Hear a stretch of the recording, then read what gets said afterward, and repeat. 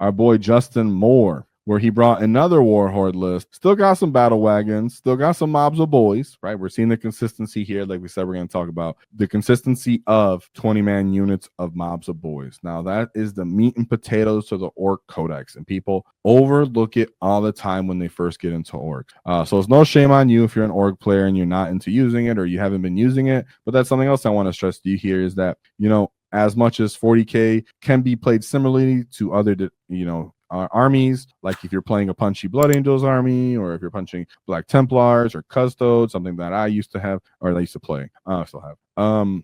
You can find similar traits that you'll develop them, but something that those armies don't have is like 20-man units of 20-man units in general, right? Because we have Grots as well for that. So meat and potatoes here, boys. Meat and potatoes is what we're showing today, and meat and potatoes is what Andrew Stone has provided. So thank you for that. Now let's look at what Justin's total list was. We had Beast Boss, and then we have good old Death Killer War Trike with super cyborg body. So I absolutely love that, right? We've seen that since Index Hammer. He's great to go by himself. He has 3 OC, 9 wounds, so he's the best candidate for that enhancement, followed by the Warboss and Mega Armor, for example. But he's the best candidate for it, running over to your natural expansion, throwing Oceana, and drawing out enemy to try to kill him, running to your enemies, whatever line of fire to draw them out. Not necessarily you want to be killed by them, but he is your distraction Karn effect, right? Quote unquote. Not punchy by any means, but he can take out and threaten a couple units. I think Orc players forget about him. Don't forget about him. He's totally cool to play. I played with him recently, had a good time. A Painboy plus a War Boss, follow me, lads, followed by 2 more War Boss. So, of course, Snaggas with the Beast Boss, 20-man unit of boys with the Painboy and the War Boss, 3 Trukks, and then 1 Battle Wagon. That is so consistent, right? How often has we seen Battle Wagon plus 3 Truck? So it does give me good hope. I like to see that where you don't have to necessarily spam one or the other. Nobody wants it to be the case where you have to play the same transport data sheet over and over and over again.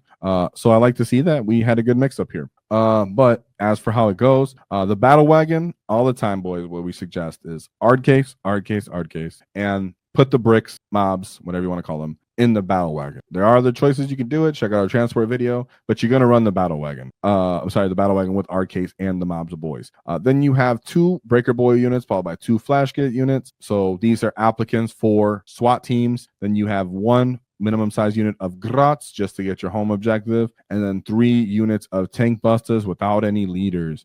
So these guys, of course, are also candidates for SWAT teams. People like to use them in trucks for firing deck, and then put one of your Breaka Boys into reserve for a rapid ingress. That's totally fine too. So there's good options, good flexibility here. Sometimes you want to keep Breaka Boys or Tankbusters on the field. Your Breaka Boys can still throw a bomb squig out of line of sight. Your Tankbusters cannot. So there are reasons, and plays in each different one. So it is matchup dependent and mission dependent. So we actually do have some lists here. And in this case, Justin went 5, 2, and 1. He ended up at 11th place at I think it was like a 200 person. Was it 200? Maybe I'm talking. It was 279 players. So 11th place out of 279 players is great. Going 8 games is freaking heavy, awesome, fantastic. So the notes weren't too extensive because Justin's like, oh, I don't want to say every single detail. I'm like, yeah, we can't get through that anyways, but we do have the details that mattered according to that gift. So thank you very much, Justin, for the notes as we go through this. And thank you to anybody else who, if you ever do well, you find yourself in a situation like this where you're a successful Orc player, then hey, give me a shout out. We might be talking. So that's Justin, helps the Orc community. And let's take a look at your path to victory, which wasn't flawless, but it was good for us to get learning as we move into a data slate where changes might be occurring. So 5, 2, and 1. Another thing to check out is our sponsor, the Baron of Dice. They make high quality custom dice. If you enjoy our content and want to show some love, check out the Baron of Dice custom dice, including Wall Tactics official dice. To support us, use our discount code in the description for 5% off, because nobody likes taxes. And of course, shout out to Forge Fire Gaming. They offer competitive terrain sets that I use at home that comes pre-painted with slotted acrylic bases, allowing for easy building removal and measuring and alignment with it itself. Check it out in the description and check out our paint competition This month we have the Stampa, so you can get a set of those wall tactic dice. And let's take a look at his path to victory with, playing 8 games in a weekend, just straight up going for it, right, guys? A lot of you guys would be like, I'm done after 5. I'm done. so eight's a heavyweight game right there. Heavyweight player, man. Shout out to this. So, and we do have his notes as well at the end as like his summary, his MVP, some possible changes and things he kind of didn't like or about some of the matchups. So starting at the top, we go with his 96-point victory, which was into Necron Scatterstar. So we have Catacomb Command Barrage, Hexmark Destroyer, Technomancer, Silent King, 1 Reanimator, 1 Canoptic Scarab Swarm, Spider, followed by a Brick of Wraith, 3 Doomsday Arcs, Locust Destroyers, 3-man unit of Ophidian Destroyers, and then a Trag Stalker. As much as I'm not a Necron fan, some things are cool about them, and I would say something like this Trag Stalker, 110 points, like, a Death Thread can't do anything, it, looks embarrassing compared to this, right? And not because it's killing potential, because utility. It has an invuln of a 4-up, I believe. It shoots at something and allows you to reroll, and then it has a respectable amount of killing as well. So little units like that, Ophidian Destroyers with the reserve, so those things are respectable in Necrons, but nonetheless, good old-fashioned, Scatterstar, just really trying to do a lot of damage to you. And against Orks, you don't really have a lot of, assets. What he said here was important was game 1 was on sweeping engagement. The key units in that game were the Tankbustas killing the DDAs and the Warboss with Boys, tying up the king in melee on his go turn. So like we always talk about with the boys aren't necessarily for killing, they're for kind of holding positions on the battlefield. A lot of times with Necrons, they don't have screens if they're playing with such like the Silent King, and they throw the Silent King kind of into the middle of the table, get its killing power going, to get its auras going, to kind of stage up, and you take advantage of that. If you can't just straight up kill them, then you just get in a fight where your OC matters and you're winning. So that's what his summary was on how that game went. And sometimes it is that important, right? Wall, go turn, not kill everything. It's about killing just enough things, playing the mission, and then pulling it on top with the 96-point win. So shout out to that. Then we move on to the second game, which was Adeptus Custodian Shield Host. So we have Blade Champion, 2 units of Custodian Guard, followed by 2 units of Cladius Grav Tanks, 2 Wardens, Verdus Praetor, 2 Witch Seekers, and then good old Kyra Drex. So for this one, he said this matchup was much different nowadays with the Tankbustas being able to pop the to trigger the custode player into using the 4-up Feel No Pain. So a lot of the time, the Orc player would have to just knowingly wah and then run into the custodes, and then you'd have to tank the 4-up Feel No Pain, and then have nothing less for your assets to really beat them. In this case, he said really because he was able to get shots on target, whether it's between firing deck or them when it's, they're just staging up trying to do their thing. The person not knowing the reliability of the tank busters, right? A lot of the time they hear tank busters and they think I'm absolutely dead when they hear the profile. They don't consider that the shock attack gun a lot of the time does the heavy lifting. The detachment sometimes does the heavy lifting. So in this case, you can use just so people's ideas are in their head of, oh man, I'm gonna die and get picked up here if I don't pop this Feel No Pain. And he said that's what happened. And I've heard that happening a lot of the time at events where, we as Orc players know that those tank busters aren't going to be super reliable into them, but they don't know that themselves, and therefore that causes them to make choices in the decision making. Because in reality, we don't want them to use it in the fight phase all the time. And either way, if they don't use it, then we still have the killing potential from it. So like I said, the meta is built for this, and we still obviously have the big Breaka Boyz whenever it comes down to one of these custode matchups and you're playing with the Breaka Boyz mid-table, win the battle of the attrition in there. Take advantage of all your assets between screening any heroics, utilizing your own heroics if you have to, be getting grots into fights, or charging with extra trucks to pull away assets, whatever it may be. Orcs do have the just assets attrition rate in this case, but he said that was the main key to victory was playing the same old good Orc old-fashioned meat and potatoes, but then also having some DACA. So 93-point win there. And then moving on to his third game, which was into Chaos Marines with the Pack Bound Zealot. So Abaddon of the Despoiler. So just one character. It's pretty cool. And so, well, I think we know what this is. Cultist Mob, followed by 1 Chaos Biker unit, 3 Vindicators, with probably Marks and Nurgle. Yeah, all Marks and Nurgle. Then 3 Forge Fiends, all Marks and Nurgle, followed by 2 Hellbrutes, all Marks and Nurgle, and then 2 Venom Crawlers, all Marks and Nurgle. So he just said it was a hull spam. Of course, this is a good old fashioned castle where they just sit in auras between the Hellbrutes and Abaddon, and they're just like, hey, I'll just shoot you off the table. But in this case, he said, but it was ritual, and I went second. So I just trickled out units contesting his primary while securing mine.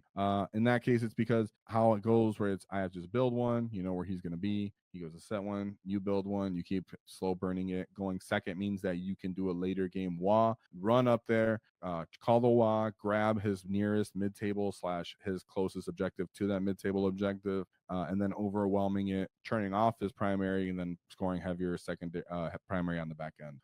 So yeah, that's taking advantage of the ritual. Now, how that'll be played in the future into this one would be, would be sorry, I had a brain fart because I made a wrong click. How we play this in the future with the ritual change, where now it has an objective, people aren't building it. It could change the tempo and pace of it, but it should pretty much work in a similar manner. Then we move on to his fourth game. Now, his fourth game is where he took his loss, and this was into Death Guard. So as for his notes there, we'll talk about the notes there and more at the end. I think I'll talk more about that one. About Death Guard summary, but just to start off, we'll look at the Death Guard list. This is Virulent Vectorum, so we have Biologist Purifier, Demon Prince of Nurgle, Lord of Contagion, Lord of Virulence, Malignant Planecaster, and a Tallyman. So yeah, like 700 points of characters. Cool. One brick of Plague Marines, Chaos Rhino, Chaos Spawn, 3 minimum size unit of Death Shroud Terminators, 3 floated Bloatstone with bloat launchers, Mephitic Blight Hauler, and then 2 10-man unit Boxwalk. A lot of the time, because of all these characters, very reliable killing potential between re-rolls, critical 5+, you have lethals, yada yada. They're in a place right now, where they're getting fight first. They have good overwatches, where it's a very, very rough matchup for orcs or any kind of melee army. So he said it was extremely hard matchup. It basically comes down to having more pieces than we do.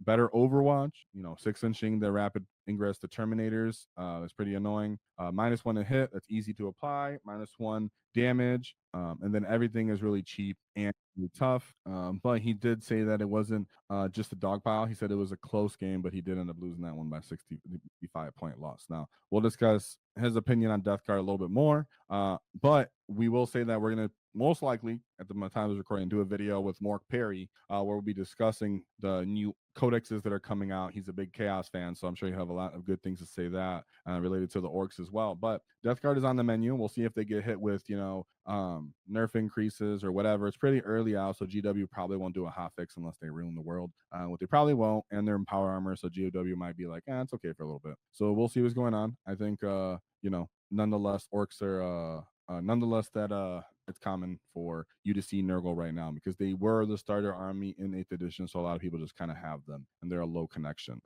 So then we go into his 5th game after that, which is going to be Chaos Demons Shadow Legion. So he said, let's look at the list real quick before we go over his notes. Now, shout out to this Git. I know this Git, Kevin Leonard, local player near me. I play him all the time. Very difficult demons player, one of the best demon players in the world, and I think they're familiar because they're on the same team. I think, right? These guys can say for Tundra, yeah. So they're on the same team.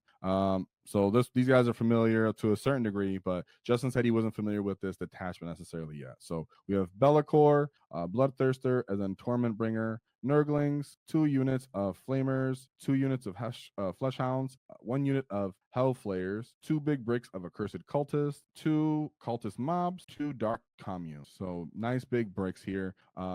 On potential here. Now, as for his list, he said it was my first game in top brackets into the Shadow Demons, which was a pretty even matchup, but he rolled absolutely poop on Invulns, and I rolled hot. And it was a 41-point win there, right? And that was his summary. Now, in my opinion, because I've actually played this player often, and oops, I clicked the same thing. I play this player often, and this kind of demons in general. Orcs don't reliably kill demons unless it's on our terms, meaning the WAAAGH and our critical 5+s at full potential.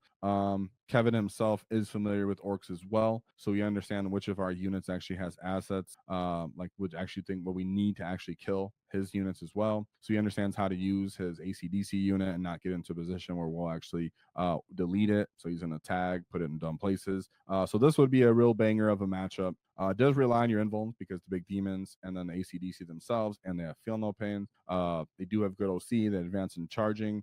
So they could be quite important to you as an orc player, kind of running down the field at you. So this matchup is nothing to sleep on as we look in the future of more demons and chaos marines coming into our field of play. But shout out to Justin for pulling out that one. Low scoring game there, 41 points. Wow. And then we move into his sixth game, which is where he took another loss, which was where he had to play the same Death Guard player because he was in the top bracket. And that's kind of how that works. You kind of fight your way out of it. You know, they allow you to have a loss and still keep making it through because they understand 40K is sometimes matchup and mission dependent. In this case, he got the same matchup again, which he said, I was same exact player that I played before. He said he tried to play it exceptionally well, and he thinks he did. But he said, honestly, it was just really undercosted, and he had a really hard time dealing with the capability of its killing and how much assets he kind of needed to invest into killing them. So it was a 54-point win there. Lost, excuse me, to was that guy over here. So yeah, hard. So then we move on to shout out to Death Guard. We'll see what happens to them if they end up getting hit. Then we move on to the seventh game. Sorry, I lose count. So many games. Seventh game, which was moving to it, which was baby War Dogs spam. Hey, so War Dogs talkers with probably like 6 brigands with probably like 5 carnivores. Oh, look at me, I'm a master of chaos. So then he said it was pretty much came down to it was his go turn. Absolutely nailed it.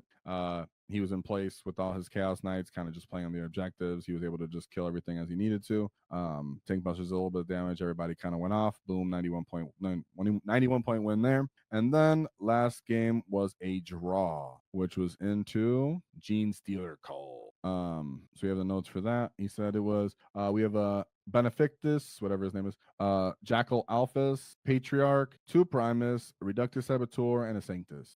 1, 2 bricks of hybrids, followed by a big brick of Neophyte hybrids, 2 of them, and then it's small 10 unit of hybrids.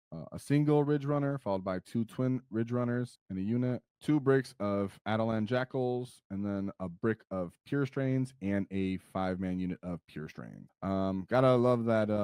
What is that? I'm sure he has a Pure Strain, right? Patriarch? Is that what he's called? Yeah, my boy. They get dev wounds and early game advance and charge or scouting and charging up on you. Good pressure. But he said into this game it was into GSC host. But he said they ended up timing out and they ended up calling it a draw. He said that he felt like he was in a position to win that, which it does come out to that, where, when you're playing GSC, they want to die for bodies. Whenever you're playing to GSC, guys, whatever level experience you are, familiar with them or not, whatever you are to fill a 40K, be aggressive. They're trying to trade bodies for points. Them and Tyranids, for example. You got to get on them. You got to start killing assets away. Playing for points at the same time, understanding that they're trying to do the same thing we typically do, but we're better at killing than they are in this case. Therefore, we are making, and they're a little cheaper and dumb assets. So in that case, they're playing more of point scoring case. So good. Aggressive play goes a long way here, but sometimes, running out of time is a factor. And you've played so many rounds. So for both of you guys, you can see right here, he got 10th. Justin got 11th. So understanding you guys are near the end, a bunch of hard matchups.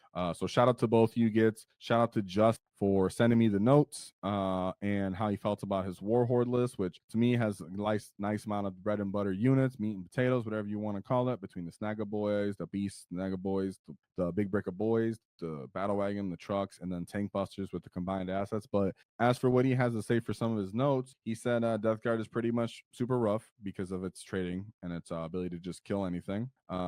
He's the fact that the Demon Princes can kind of just go stand on objectives, and then he can just throw out dumb Poxwalker units and drones. It's pretty effective. Sending in Breaka Boyz, their -1 damage is pretty rough on them. Not to mention they could probably be -1 to hit too. So in that case, not to mention the Plague Marines. So yeah, he said the biggest thing he thinks this list needs is his notes got a little jumbled. He said the biggest thing he thinks this list needs is commandos to stop stuff like Poxwalkers or whatever it is. And he says in regards to his draw on the GSC players, he said he should have deployed the battle wagon a little further, he underestimated how many mortal wounds the bikes could do, and he ended up pretty much throwing a bunch of mines onto the battle wagon, and then those GST bricks that we talked about made a charge onto it and then popped the battle wagon as well. So like we always talk about, when you're playing the big bricks of boys, can't let the wagon get touched, can't let it be interacted with necessarily, because it has to deliver its assets on your actual go turn. And if it's too far back or the enemy's chosen where it's engaging with it, then you're possibly not, taking advantage of what the mob really wants to do, which is to fight on an objective. So even though, yeah, you can fall out of the brick, you can fall out of the battle wagon, that Gene Stealer brick that you have to now punch and kill, you might just be stuck in play fighting it out with them and not an objective, and that loses you points and assets. So be aggressive, but not overly aggressive, if with being parking lotted. So in that case, if we see changes here, something like Tankbustas can go and Commandos can go in, and this list, boom, automatically becomes somewhat to a certain degree better. And like we said, if you want to figure out how to use Commandos, we have 2 videos on them, just a general conversation with Mark Perry, and then we have how to use Commandos 101 to get a general understanding of how you play with Infiltrate and why they're so important to an Ork list, and can play into great wins or play into your losses greatly. So shout out to Justin Moore and his great run, and for the notes, whoa, be a cunning it and check out our new order markers that are in our store. So shout out to you guys being cunning, help you guys get all the orders set on the table nice and clean for all you get to get stuck in. If you enjoyed the clip, check out the full video here. If you'd like to see more tactics, click here. Let's get stuck in, lads!